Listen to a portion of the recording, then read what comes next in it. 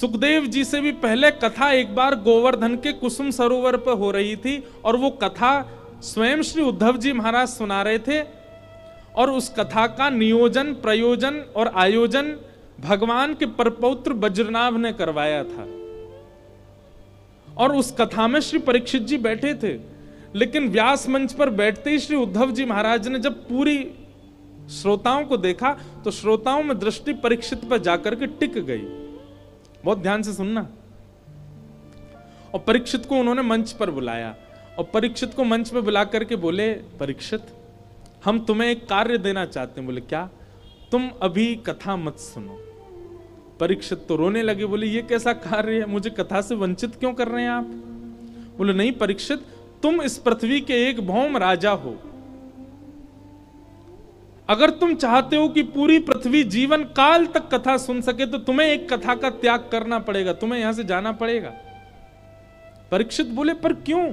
बोले क्योंकि कलयुग आ रहा है और तुम राजा हो, तुम इतने योग्य हो कि तुम कलयुग को रोक सकते हो। रोक तो नहीं सकते, वो आएगा सब जगह प्रभाव डालेगा, पर उसको तुम बांध सकते हो कि वो कुछ ही स्थानों पर प्रभाव डाले, ताकि जीवन में कभी कथाएं हो तो लोग बाग सुन सकें कथाओं को। नहीं तो कलयुग तो सब जगह व्याप्त हो जाएगा, इसलिए तुम कलयुग को कहीं कहीं बांध दो। एक कथा छोड़ी श्री सुखदेव जी, परीक्षित जी महाराज ने, वो प्रतीक्षा कर रहे थे कि कब कलयुग मिलेगा। आज कलयुग मिल गया, क्योंकि अगर इस समय परीक्षित ने कलयुग को नहीं बांधा होता, आज हापुड़ में हम कथा नहीं सुन रहे होते। कलयुग का प्रभाव पूरी पृथ्वी पर होने वाला था, पर परीक्षित जी महाराज ने केवल 5 स्थानों पर कलयुग को बांध दिया। आज तक और अंत तक कलयुग केवल 5 स्थानों पर ही रहेगा। कलयुग ने कहा मेरा क्रम है आने का, आप चाहें तो मुझे कुछ स्थान दे दीजिए, मैं वहीं रहूंगा। परीक्षित जी बोले ठीक है, मैं तुम्हें कुछ स्थान दे रहा हूं, तुम वहीं रहोगे। अब एक बात हम संकोच के साथ कह दें, और संकोच हमको नहीं होना चाहिए, आपको होना चाहिए, पर हम तो फिर भी थोड़े सकुचा जाते हैं बात बोलने में। अगर इन 5 स्थानों में से एक स्थान में भी आपका प्रवेश हो रहा है, आज ही अपने आप को रोक लीजिए। और यदि आपको पहले ही लग रहा है कि महाराज जी कुछ ऐसा बोलने वाले हैं जिसको हम नहीं त्याग सकते, तो आप क्षमा मांग करके कथा से जा सकते हैं। क्योंकि कथा सुनने के बाद यदि आप इन 5 स्थानों पर गए तो पहले तो पाप 1 लगते थे, लेकिन सुनने के बाद यदि गए मल्टीप्लाई इनटू 1000 होके लगेंगे। इसलिए या तो कमर कस के बैठिए आज कथा में कि हम इन 5 स्थानों पर अब नहीं कभी प्रवेश करेंगे। कौन कौन से स्थान हैं? द्यूतम पानम स्त्रियः सूना यत्र धर्मश्चतुर्विध पुनश्च याचमानाय जात रूप मदात् प्रभो। सबसे पहला द्यूतम, जुआ, उसमें कलयुग का निवास है। जुए का मतलब सीधा होता है धन को दांव पर लगाना। यदि कोई व्यक्ति धन को दांव पर लगाता है, लक्ष्मी को दांव पर लगाता है, द्यूतम जुआ, धन को जहां भी दांव पर लगा दिया जाता है उन सब में कलयुग का निवास। दूसरा पानम, मद्यपान और किसी भी व्यसन वस्तु का पान सेवन, उसमें कलयुग का निवास है। जिससे आपका व्यसन प्रधान होता है, ऐसी किसी भी वस्तु को आप लेते हैं तो उसमें कलयुग का निवास है।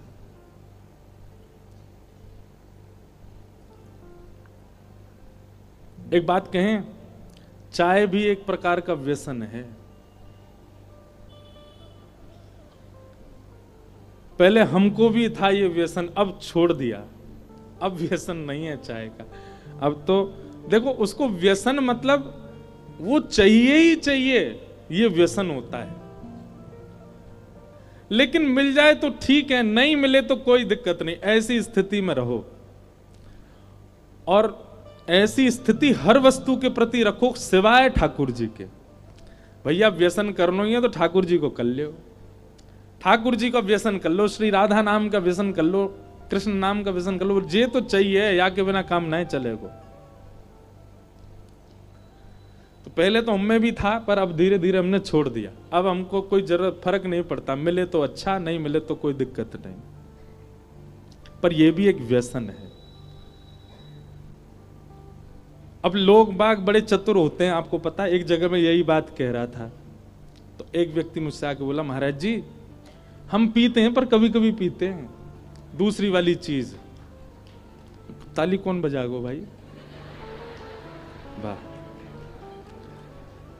चाय के लिए नहीं बोला, वो दूसरी वाली सोमरस, कड़वी शरबत, उसके लिए बोल रहे थे। बोले महाराज जी आज आप कथा में कह रहे थे कि चाहिए ही चाहिए, वो व्यसन होता। हमको चाहिए ही चाहिए नहीं, कभी कभी, महीना 2 महीना 4 महीना 6 महीना में तो छूट है। मैंने कही दारी के खुद तो जावेगो नरक में, मुंह ले जाएगो, मुंह ते हामी करवानो चारो है।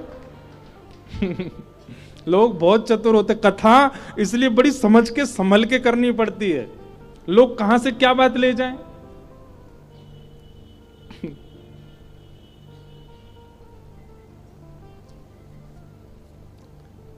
उसके लिए तो स्पष्ट भागवत जी मना करते हैं, उसके लिए तो स्पष्ट शास्त्र मना करते हैं।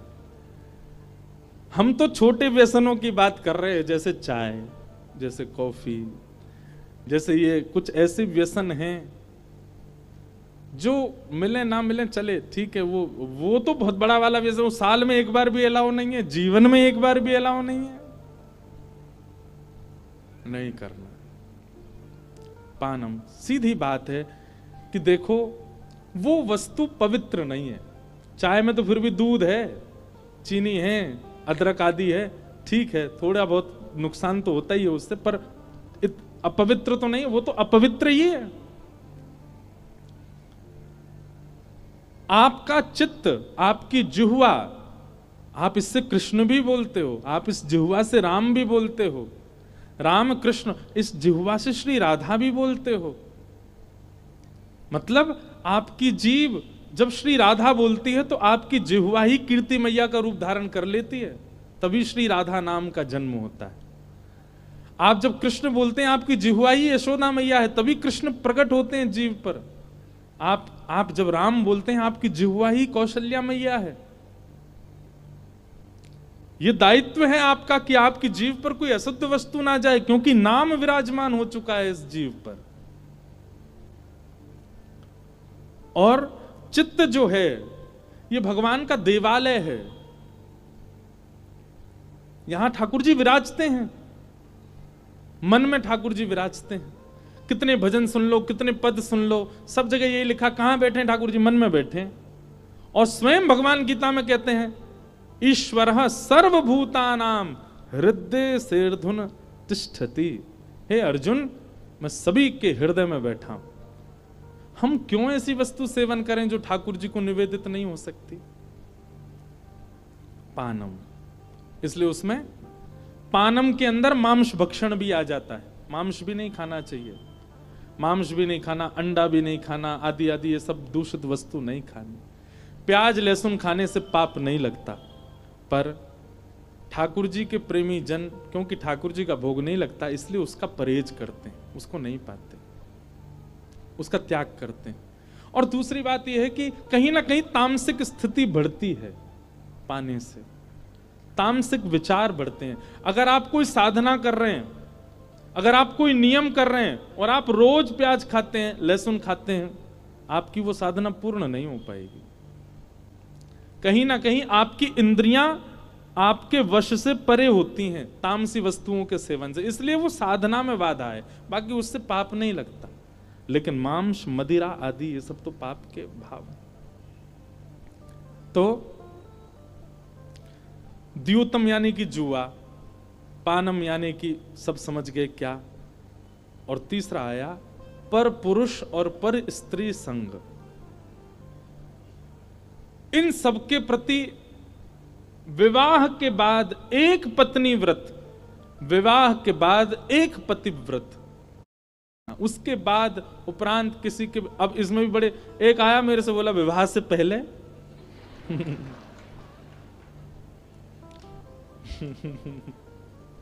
विवाह के बाद ही तो एक की बात है। बहुत चतुर है संसार के लोग। हमको क्योंकि चतुरानंद ने बनाया है ना, ब्रह्मा जी ने बनाया, इसलिए हमारी बुद्धि चतुर बहुत है। तो एक पत्नी व्रत, पर स्त्री पर पुरुष के प्रति यदि आपका भाव भी जाता है तो कलयुग आप पर असर करेगा।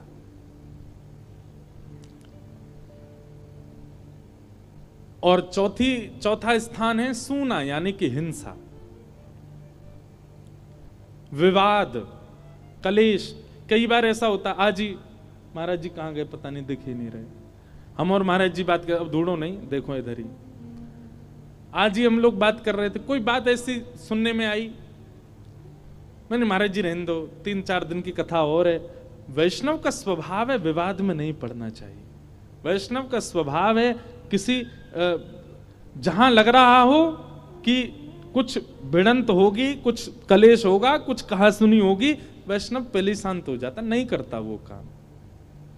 और कई लोग हैं वो तो तैयारी कर, मैं तो इसी दिन की प्रतीक्षा कर रहा था कब लड़ूं तुझसे। ये वैष्णव नहीं हो सकता।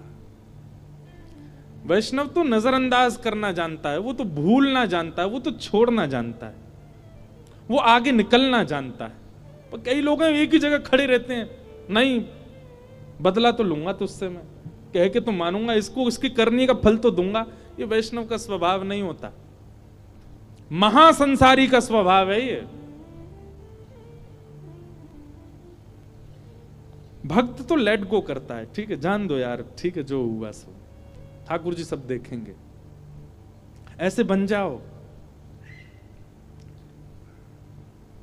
तो पहला स्थान जुआ, दूसरा स्थान दूषित सेवन, तीसरा स्थान परस्त्री पर पुरुष संग, चौथा स्थान हिंसा, और पांचवा और अंतिम स्थान बिना मेहनत के कमाया गया धन। बिना परिश्रम से जो हम धन कमाते हैं उसमें कलयुग का निवास होता है। वर्क फ्रॉम होम ये बुरा नहीं है, पर भैया जो वर्क फ्रॉम होम करते भी हो, इतनी परिश्रम तो उसमें किया करो कि आपको उसका जो वेतन मिले वो आपकी मेहनत का ही मिले। Study from home, work from home चला बीच में कोविड में, हम सब घर वाले जानते हैं कि ना तो वो बालक पढ़ता था, जो study from home work from home वाले कैसे कर रहे हैं ये भी पता था। कई लोगों की वीडियो कॉन्फ्रेंस होती थी, वीडियो म्यूट कर दी, ऑडियो चल रहा है, खुद घूम रहे हैं मनाली में, वर्क फ्रॉम होम चल रहा है, पैसा कमा रहे हैं उसका पूरा। ये गलत है। ठीक है कोविड काल में परिस्थिति की वजह से था, अब नहीं होना चाहिए। कोई बहुत जरूरी, हाँ कथा सुनना है तो लो 7 दिन का वर्क फ्रॉम होम, कोई दिक्कत नहीं। हम तो कथा वालों को ये भी कह देते हैं भाई शहर में साल 2 साल, हम पिछली बार कब आए थे हापुड़ 2022 में, अब 2024 2 साल बाद आए हैं, तो 2 साल में यदि टाइफाइड की भी लीव डालनी पड़े तो कोई दिक्कत नहीं। 7 दिन के लिए हमारे डॉक्टर ने मना किया, हम नहीं आ सकते, इससे कोई दिक्कत नहीं है। आप कथा के लिए, वैष्णव भाव के लिए, हमने कही ना जहां शरीर प्रधान भोग भोगने के लिए आप कुछ झूठ बोलते हैं तो वो सब लगेगा, लेकिन श्री जी के लिए, ठाकुर जी के लिए यदि कोई भाव रखता है उसमें कोई दोष नहीं है। कई लोग हैं कथा में भी अभी भी बैठे होंगे जो झूठ बोल के आए हैं, हम कथा सुन, कई बालक आते मिलने, हम घर से झूठ बोल के आए, हम कॉलेज में झूठ बोल के आए। कौन सा आप जीवन भर के लिए झूठ बोल रहे हो? 7 दिन कथा सुनने के लिए, स्वयं को सुधारने के लिए तो झूठ बोला, उसमें कोई दोष नहीं। तो ये 5 स्थान है भैया, समझ जाओ, समझ जाओ। द्यूतम पानम स्त्रिय सूना और जात रूप, यानी कि बिना मेहनत का धन, इनमें कलयुग का निवास है।